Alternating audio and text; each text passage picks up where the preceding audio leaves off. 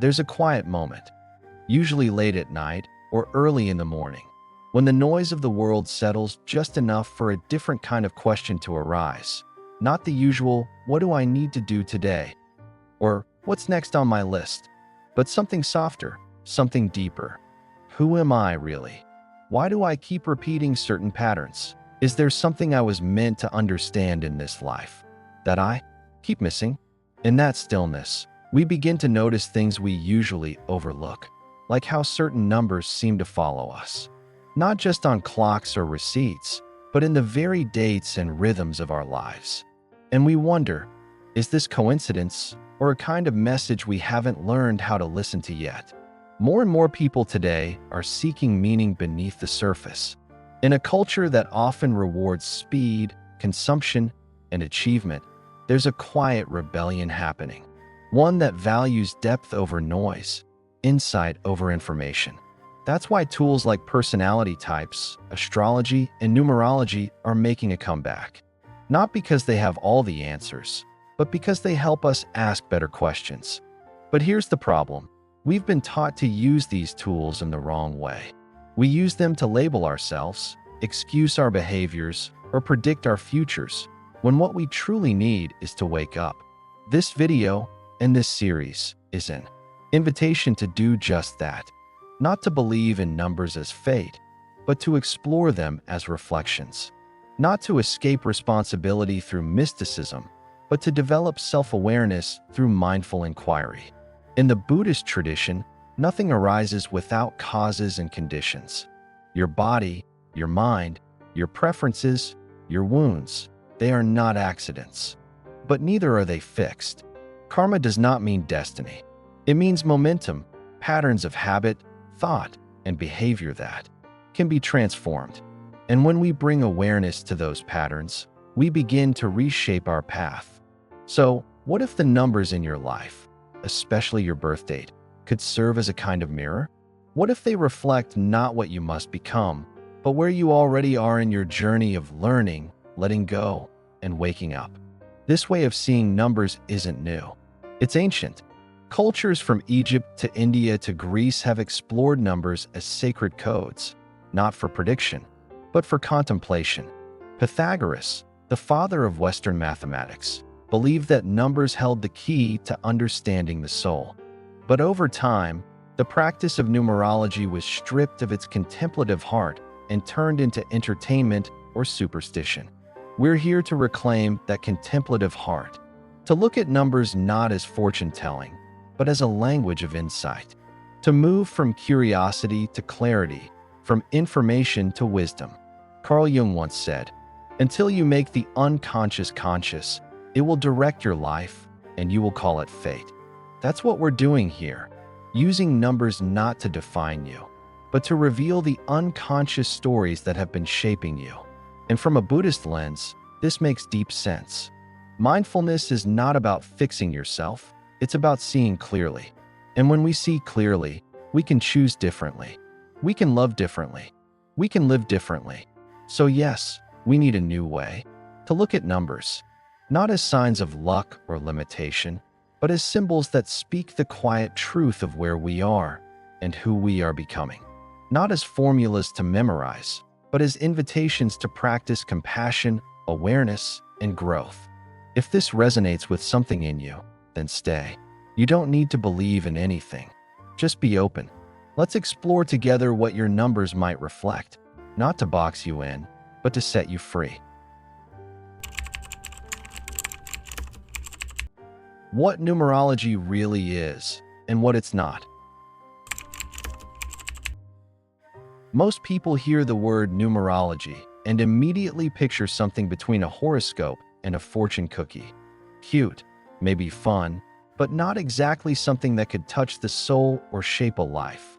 It gets lumped in with pop culture spirituality, alongside zodiac memes and compatibility charts. And to be fair, much of what we see today is shallow. It's numerology stripped of its sacred roots, marketed more like entertainment than a tool for awakening. But this wasn't always the case. Long before numerology became a trending tag on social media, it was studied by mystics, philosophers, and seekers who believed numbers were a language spoken by the universe. Pythagoras, the father of Western mathematics, believed that numbers weren't just for counting, but for contemplating. He taught that numbers had vibrational qualities, each carrying spiritual meaning and reflecting natural order. For him, understanding numbers was a way to understand harmony within music, within nature, and within ourselves. So what is numerology really? At its core, it's the idea that certain numbers, especially those tied to your birth, reflect specific energies, patterns, and lessons that shape the architecture of your personality and life path. The most well-known of these is your life path number, which is calculated from your full date of birth. It's like your energetic blueprint, the terrain you're likely to walk in this lifetime, the kind of challenges you'll face, and the gifts you're here to cultivate. Let's pause here, because this is where people often go wrong. Numerology is not saying you are your number, as if one label could ever contain the depth of a human being. It's not about fixed destiny, and it's definitely not about luck. You are not doomed to be chaotic because you're a 5 or blessed because you're a 3. That would be like saying a seed is better or worse depending on the fruit it becomes. In Buddhist thought, we see things differently. Nothing is inherently good or bad. What matters is how you meet what arises. A number, like a moment or a relationship or a thought, is simply a phenomenon, a formation that can serve as a doorway to awareness. You can suffer in ignorance with a lucky number or wake up through a difficult one. The number doesn't make the path. Your awareness does. When used wisely, numerology can act like a mirror. Not the kind that flatters or distorts, but one that quietly reflects the deeper patterns of your karma, personality, and perception. It doesn't tell you what will happen. It helps you see what's already happening over and over again until you choose to meet it with clarity. For example, a person with a 7 life path might feel a lifelong pull towards solitude, spirituality, and deep inquiry, but also struggle with isolation and skepticism. That's not a curse. That's a curriculum. In Buddhist language, we'd say, these are the seeds planted by past actions and conditions. The question isn't whether you have these traits, it's what you're going to do with them. Are you going to avoid the world and live in fear, or use solitude to develop wisdom and compassion? Are you going to armor yourself with knowledge, or open your heart to not knowing? This is why a number, when understood correctly, doesn't limit you. It liberates you. It gives you a framework to observe the tendencies of the self, not to reinforce them, but to transcend them. It can show you the grooves of your habitual mind, so you can walk with more freedom instead of falling into the same ruts unconsciously. One of the most powerful insights of both Buddhism and authentic numerology is that patterns can be seen, and therefore shifted. What repeats can be witnessed. What is witnessed can be changed. This is the heart of transformation. And yet, here's the paradox. We don't engage with these patterns to fix ourselves. That would only deepen the illusion that something is wrong with us. We engage with them to understand. And through understanding, we come back to what Buddhist teacher Thich Nhat Hanh called the miracle of mindfulness, the simple act of being present with what is. Let's return for a moment to that popular example, life path numbers. While this is the most well-known part of numerology, it's only one thread in a much larger tapestry. Other important numbers include your soul number, from the vowels in your name, your destiny number, from the full name, your personality number, from the consonants, and your birthday number. Each of these offers a different angle of reflection, like facets of a jewel. But again, none of these are meant to define you. They're meant to help you see more clearly. Imagine you're standing in a room filled with mirrors. Some reflect your face, some your posture, others show your back, your gestures, your eyes when you're not looking. That's what the numbers can be. Not truths carved in stone, but angles of awareness. And awareness is where transformation begins. One mistake people often make is thinking numerology will reveal the future. But Buddhism reminds us, the future doesn't exist. What we call the future is just the fruit of the seeds we're planting now. And if we're mindful, we can choose to plant wisely. So what isn't numerology? It's not magic. It's not fortune telling. It's not a reason to check out of your life or hand over your power to something outside of you. It's not about fear or control. It's not a spiritual shortcut. And it's not a box to shrink into. What it is, when approached with humility and mindfulness, is a practice, a lens, a map, not the territory itself, but a way to navigate it with more grace. And just like meditation, it doesn't work if you only read about it. You have to sit with it, reflect on it, be honest with yourself. In that sense, numerology can become a kind of contemplative tool, much like a koan in Zen. Something you don't solve with logic, but let work on you over time. Something that opens a question rather than closes it. And that's what we're doing here. Not teaching you how to decode yourself like a formula, but inviting you to look deeply, to ask, what are the stories I've been living? What parts of me are calling for attention, healing, integration? We live in a culture obsessed with speed, clarity, and shortcuts. But the deepest truths don't shout. They whisper. And sometimes, they whisper through numbers. No number is bad, just lessons still unlearned. It's easy to judge. We do it all the time. We look at ourselves, at others, at situations, and we label them. Good, bad, lucky, cursed.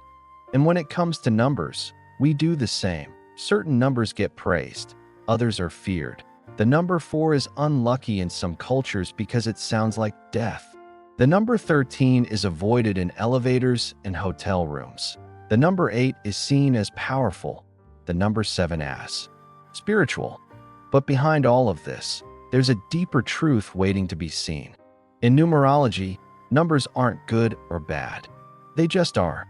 Each number represents a kind of energy, a path, a tendency, a lesson plan, if you will. And like any lesson, it can be easy or hard depending on how ready we are to face it. From a Buddhist perspective, this makes perfect sense. Buddhism doesn't divide life into good karma and bad karma as moral judgments. It teaches that everything arises from causes and conditions. If something feels heavy or painful, it's not because you're being punished. It's because a certain lesson hasn't yet been integrated. The suffering isn't a sentence, it's an invitation. A wake-up call, a teacher disguised as discomfort. Take, for example, someone with a life path number 1. This number is associated with independence, leadership, and originality. Sounds great, right? But the unlearned side of that lesson is isolation, arrogance, or deep insecurity masked by control. If a person hasn't yet learned how to lead without dominating, or how to stand alone without feeling alone, they might experience this number as a burden rather than a gift. But the number isn't to blame. It's the unlearned lesson that causes the suffering. Or consider a life path number 2, which is all about sensitivity, cooperation, and peacemaking. At its highest, this is the path of the empath, the healer, the bridge builder. But when the lessons are still in progress, this number might manifest as self-erasure, people-pleasing, or emotional dependence. Again, the problem isn't the number. It's the misunderstanding of how to work with it skillfully. Every number has a shadow and a light. And the shadow isn't something to be feared. It's something to be brought into awareness. Jung said, "One does not become enlightened by imagining figures of light, but by making the darkness conscious." This is where both numerology and Buddhism point to the same truth. What you avoid owns you. What you face, you can transform. This is why we say, there are no bad numbers. There are only patterns that haven't yet been seen clearly, tendencies that haven't been met with compassion, stories we're still living unconsciously. It's tempting to look at your number and think, oh no, I got a difficult one. But what if the so-called difficult numbers are the ones with the greatest potential for awakening? Just like in meditation, The moment of discomfort is often the doorway to deeper clarity if you stay present. If you run, you miss the opening. But if you sit with it, something begins to shift. Let's take one more example. Life path number 8. This is often called the number of power, success, and material mastery. But for many, it also comes with intense challenges, control issues, struggles with money, feelings of unworthiness, or fear of failure. The lesson here isn't about achieving more. It's about learning to hold power wisely, to lead without ego, to have without being had by what you have. That's a profound spiritual journey, not an easy one, but a meaningful one. The beauty of this approach is that it returns power to where it belongs, your awareness. You're not stuck in a cosmic lottery. You're not being punished by fate. You're being invited to participate, consciously, compassionately, courageously, in the shaping of your own path. From a Buddhist lens, this is the middle way. We're not defined by our past, but we're not ignoring it either. We hold it gently, investigate it mindfully, and walk forward with wisdom. So the next time you feel tempted to think, why did I get this number? Pause, breathe, and ask a better question. What is this number here to teach me? That shift in perspective is everything. It turns suffering into insight. It turns habit into choice. It turns a number into a teacher. In truth, we're all walking our own unique curriculum. The numbers don't impose that path. They simply help illuminate it. And once we see the path, we have the option to walk it with more intention, more presence, and more grace. So no, there are no bad numbers, only unlearned lessons. And every lesson, no matter how challenging, carries within it the seed of awakening.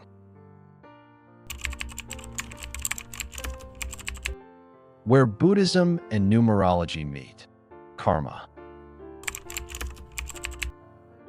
There's a quiet thread that runs through both Buddhism and numerology, even though they come from different traditions, different languages, and different eras. That thread is karma, not as punishment or reward, but as the natural unfolding of patterns. And once we begin to understand this, the two systems start to speak to each other in a profoundly intuitive way.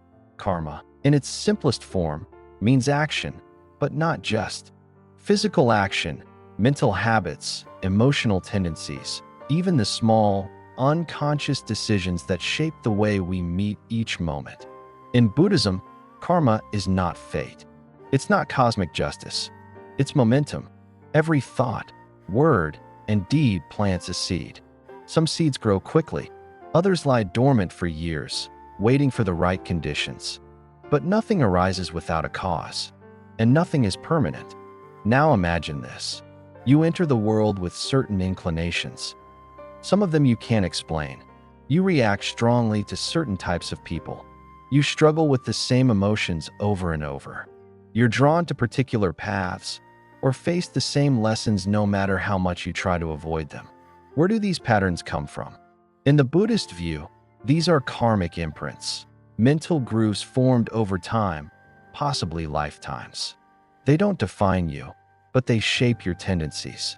They're like rivers carved into the mind, making it easier to flow in one direction than another, unless you wake up and choose to redirect the current. This is where numerology becomes fascinating, not as a belief system, but as a symbolic language for naming these tendencies. Your life path number, for example, isn't your destiny. It's a mirror reflecting the karmic terrain you're likely to walk. Someone with a May 6th feel a strong pull toward family, responsibility, and emotional caretaking. Someone with a May 9th naturally take on the burdens of others, drawn to service and suffering. These aren't accidents. They're not predictions. They're karmic indicators, patterns that may have roots deeper than one lifetime. Numerology, when used mindfully, doesn't tell you who you are. It shows you what you've brought with you, the energies you're carrying, the stories that might already be playing in the background of your life. It invites you to listen, to pay attention, not so you can feel trapped, but so you can become free. And Buddhism offers the perfect companion to that invitation. Where numerology says, here's the pattern, Buddhism asks, how will you meet it? With aversion? With denial? Or with awareness, compassion, and the willingness to transform? Let's say your life path is a 3, associated with creativity, communication, expression. That might mean you have a karmic tendency to create, to speak, to connect. But what if those traits come with a shadow, like people-pleasing, performance anxiety, or an over-reliance on approval? Buddhism helps us meet that shadow without judgment, not as a flaw, but as a doorway. When we hold it in mindfulness, the wound becomes a well of insight. The karma becomes compost for awakening. In this way, numerology becomes less about self-definition and more about self-inquiry. It's not about saying, I'm a 3, and moving on. It's about asking, how am I relating to this 3 energy today? Am I trapped in it? Or am I using it as fuel for presence and growth? Karma is not fixed. That's one of the most liberating truths in Buddhism. No matter what you've inherited, genetically, culturally, emotionally, you still have agency. Every mindful breath is a new imprint. Every conscious choice is a new seed. And the beauty of numerology, when viewed through this lens, is that it helps us see what we're working with. Not so we can control it, but so we can participate in its unfolding. Some people push back here. They say, isn't this just another way of putting people in boxes? But look deeper. Buddhism doesn't believe in fixed selves. The self is seen as a flowing process, not a solid identity, but a stream of causes and conditions. So when numerology points to your recurring traits or challenges, it's not saying, this is who you are. It's saying, this is where the river tends to flow.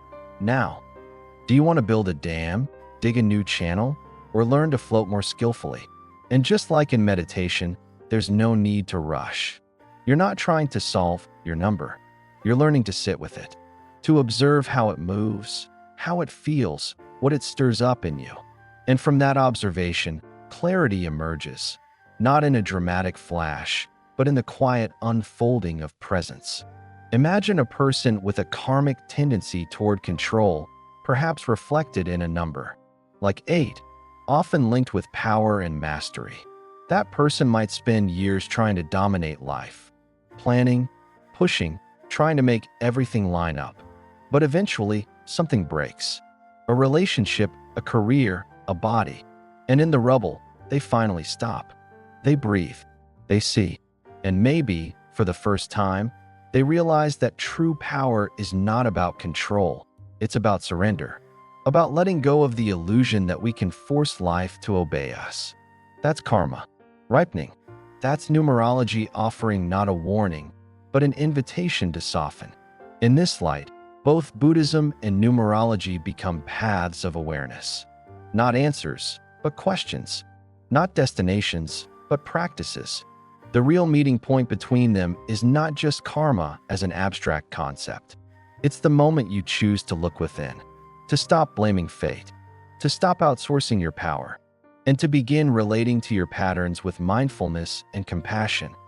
This is not about becoming someone new. It's about becoming deeply intimate with who you already are and who you're still becoming. And that's why the most important number isn't the one on your chart. It's the one you're meeting in this moment, with your breath, your intention, your presence. Karma is always unfolding, and you're always shaping it right now.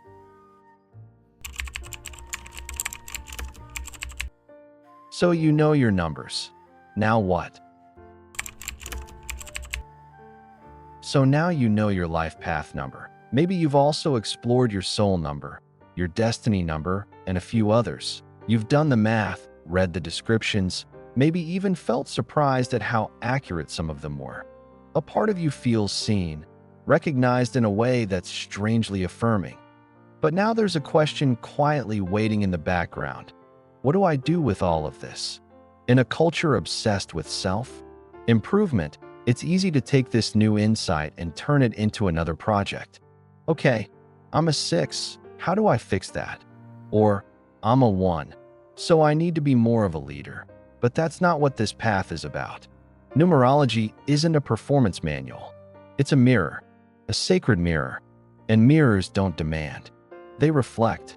They show us what's present, light, shadow, and everything in between, so that we can meet it with presence, not perfectionism. The first step after knowing your numbers is to slow down. Breathe.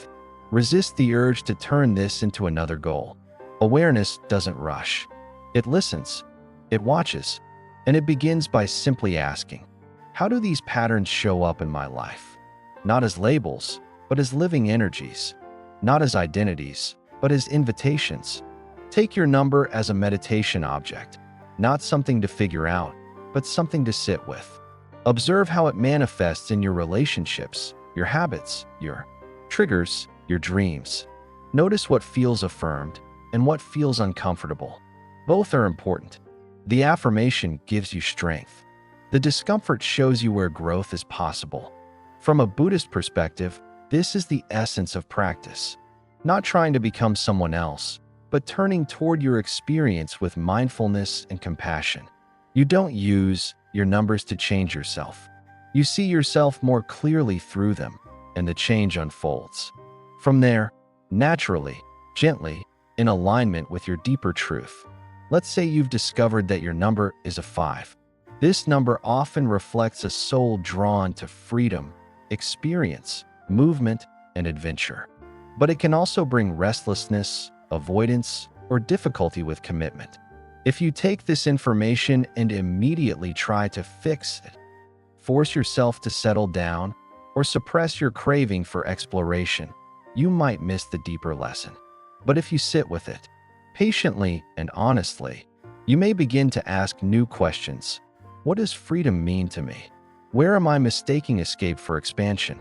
What would it feel like to move through life with grounded fluidity instead of anxious urgency? This kind of inquiry turns your number into a doorway, not a box. And that's where the transformation begins. Not in trying to become your ideal self, but in becoming intimate with the self that already is. In Buddhist meditation, we often say, don't chase, don't run, just be with what arises. This applies beautifully to numerology. Your numbers will bring up both gifts and challenges. If you chase the gifts, you create attachment. If you run from the challenges, you create aversion. But if you stay present with both, you create wisdom. So the question isn't, what should I do with my number? But rather, how can I be more awake to how this number lives in me? That's a subtle shift, but a powerful one. It takes you out of the mindset of fixing and into the field of awareness. That said, there are ways to engage with your numbers in daily life, ways that support this kind of mindful observation. One is journaling. Set aside time each week to write about how your core number is showing up. Where are you aligned with its higher expressions? Where are you falling into its shadow? Be honest, but kind. You're not auditing your soul, you're learning its language. Another practice is to use your number as an anchor for intention setting. If you're a 2, maybe your intention this week is to honor your sensitivity without collapsing into overgiving. If you're a 9, your intention might be to serve from love, not from guilt. Let the number guide your reflection, not your identity. You can also explore how your number interacts with others. What happens when a 3 meets a 7 in a partnership, or when a 4 works for an 8? These aren't formulas, they're energies. An awareness of those dynamics can foster compassion, boundaries, and deeper understanding. Most importantly, remember, this path is not linear. You will revisit the same lessons again and again, just as a musician returns to the same scales or a monk returns to the same breath. That doesn't mean you're failing. It means you're practicing. Life is a spiral, not a straight line. And within that spiral, your numbers can be like quiet companions, reminding you of the themes you're here to explore, the ways your energy naturally moves, and the deeper truths that are always calling you home. In Buddhist terms, we might say your numbers are skillful means, upaya, tools that meet you where you are and guide you toward where you can go. They are not the destination. They are the bell that calls you back to presence. So now you know your numbers. Good. Hold them lightly. Let them whisper, rather than shout. Let them open questions instead of giving answers. And as you walk forward, let your awareness, not your number, be the compass. Real people, real stories, real shifts.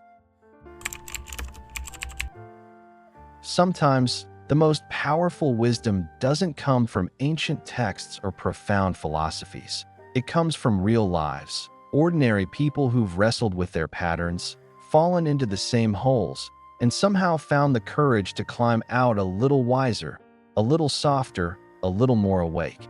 Take Jinnah, a creative director in her late 30s, who always felt like her life was a series of unfinished projects. She had passion, vision, and talent, but something always pulled her away before the finish line. Relationships? Same story. Deep connection, then retreat. After a breakup that left her questioning everything, she stumbled across numerology and discovered she was a life path 5. At first, it felt like a label: freedom-loving, restless, easily bored. But as she sat with it, she realized it wasn't just a personality trait, it was a wound. Somewhere deep down, she had equated freedom with escape. Commitment, to her, meant loss of self. But something shifted when she stopped trying to fix her number and started listening to it.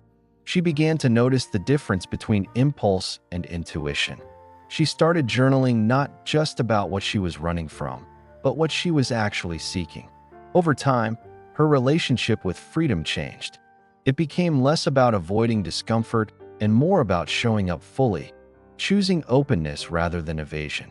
Today, she still creates, still travels, but with presence. And she's in the first truly stable relationship of her life.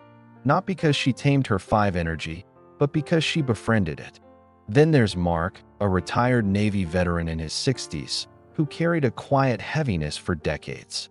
He always felt responsible for others, his siblings growing up, his squad in the military, even strangers on the street.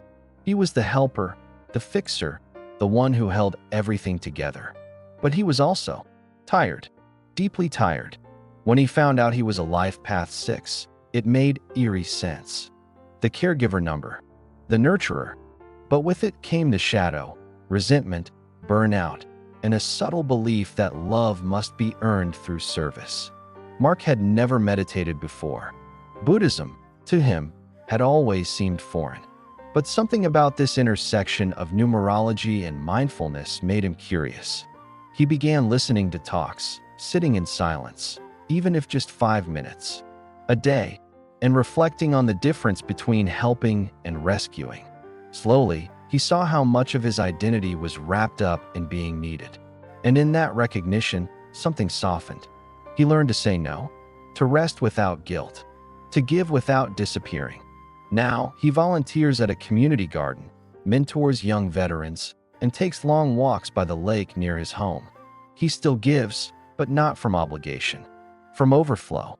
And then there's Tara, a young woman in her 20s who was diagnosed with depression and anxiety in college. She always felt like she was carrying the pain of the world. She cried easily, felt deeply, and often said yes when she wanted to. Say no. Her friends called her the empath, but it didn't feel like a gift. It felt like a curse. When she learned she was a life path 2, she initially dismissed it. Too soft, she thought. Too obvious. But something in her kept circling back. In therapy, she began exploring how much of her people-pleasing was tied to fear of abandonment. And in meditation, she started practicing the Buddhist idea of loving kindness, not just toward others, but toward herself. She began saying yes more slowly. She practiced sitting with discomfort instead of rushing to fix it. And little by little, her sensitivity became less about absorption and more about awareness. She still cries easily. She still feels deeply. But now, it's a doorway, not a weight. None of these people became perfect. They didn't master their numbers like a skill. They didn't become immune to their old habits overnight.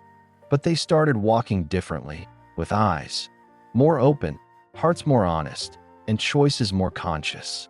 That's what this work is really about. It's not about becoming someone else. It's about becoming more yourself, the version of you that's not hijacked by unconscious patterns, that's not held hostage by labels or fears or inherited stories. It's about choosing to live with awareness again and again, even when it's messy, even when it's hard. These real stories are not special because the people are special.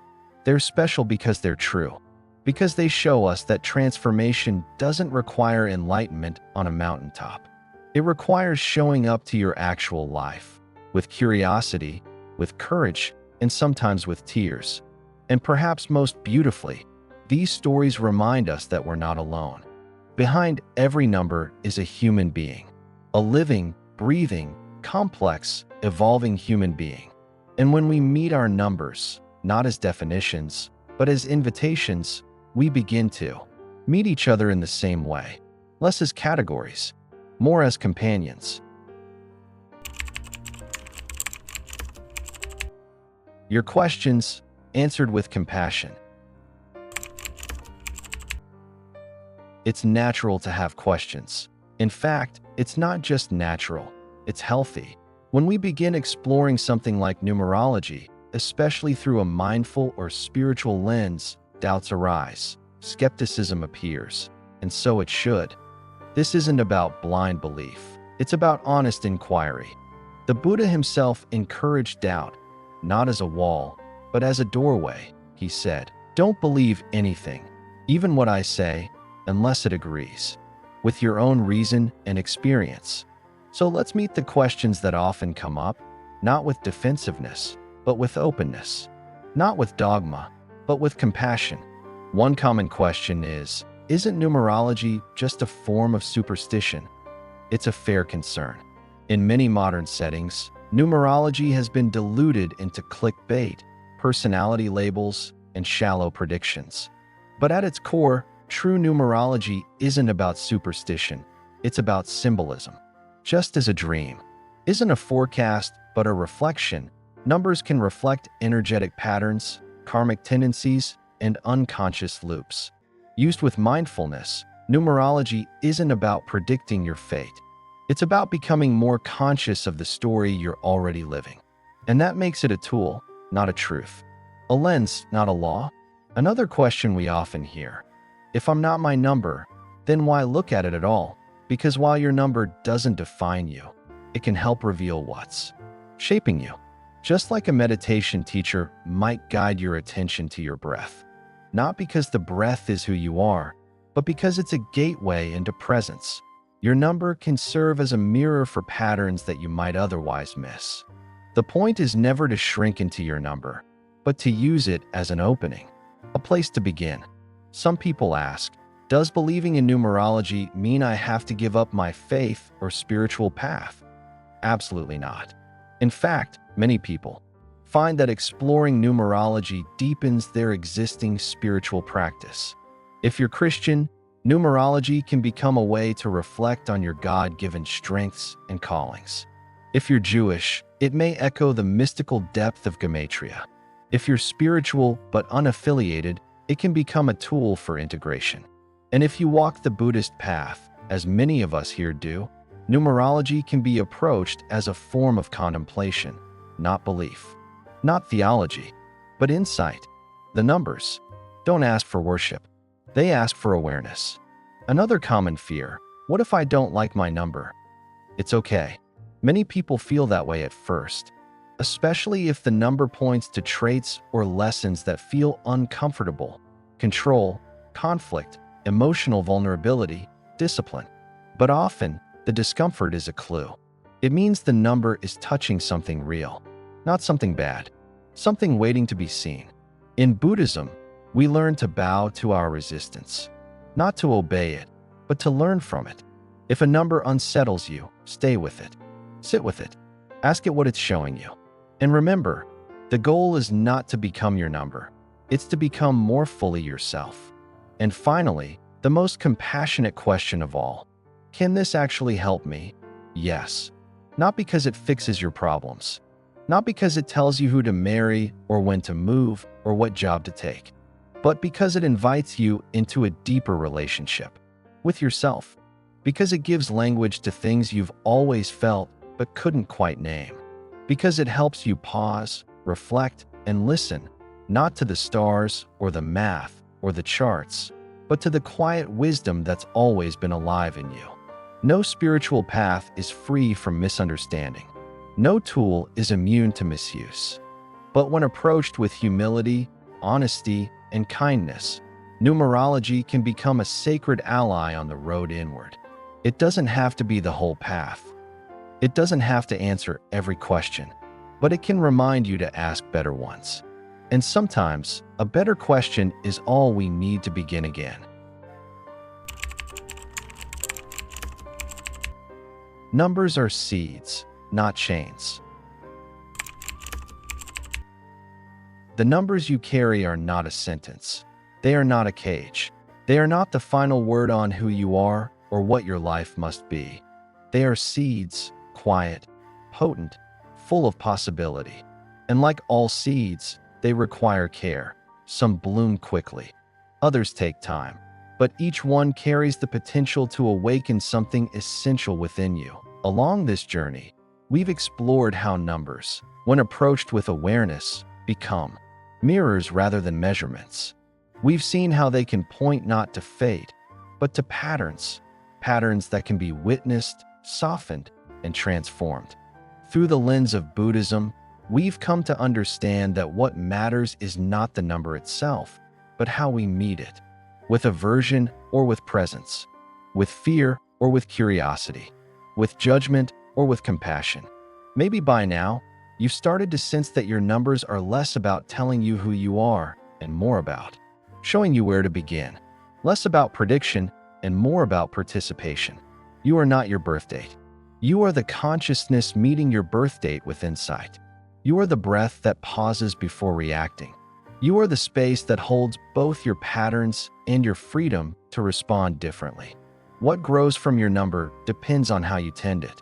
Just as a seed doesn't guarantee a forest, a number doesn't guarantee a destiny. But it gives you something precious, a place to start, a symbol to reflect upon, a path that can be walked with eyes open. Maybe you're already beginning to notice your number in your daily life, in the way you speak, in the way you love, in the lessons that keep circling back. And maybe, for the first time, you're not trying to escape it. You're watching it, with a little more stillness, a little more grace. This is the real gift, not in changing your number, but in changing your relationship with it. No longer something to fear or fix, but something to listen to learn from, to grow through. The Buddhist said, "With our thoughts, we make the world." And if that's true, then perhaps with our awareness, we make peace with our world, one breath, one lesson, one number at a time. If this journey has touched something in you, if it has stirred a question, softened a judgment, or sparked even a flicker of self-recognition, then perhaps the seed is already beginning to open. And if you'd like to keep tending that seed, to keep exploring with us as we dive deeper into each number, into karma, into mindful transformation, then know this: you are warmly invited. There's more to come, more to discover, not because you are incomplete, but because this life is generous and always unfolding. If you feel called, take a moment to share this with someone who may also be seeking, who may be holding their own quiet questions. You never know how one insight, passed on gently, can ripple outward like a lotus opening in the dark. And if you'd like to walk further with us, if these teachings resonate and you wish to keep receiving them, you're welcome to subscribe, not as a follower, but as a fellow traveler, a companion on the path. Like this video if it brought you clarity. Save it if you wish to return to it. Explore other videos if you feel drawn. But above all, pause for a breath before you go. Let something settle. Let something take root. Because you are not just a number. You are a field where awakening happens. And this is only the beginning.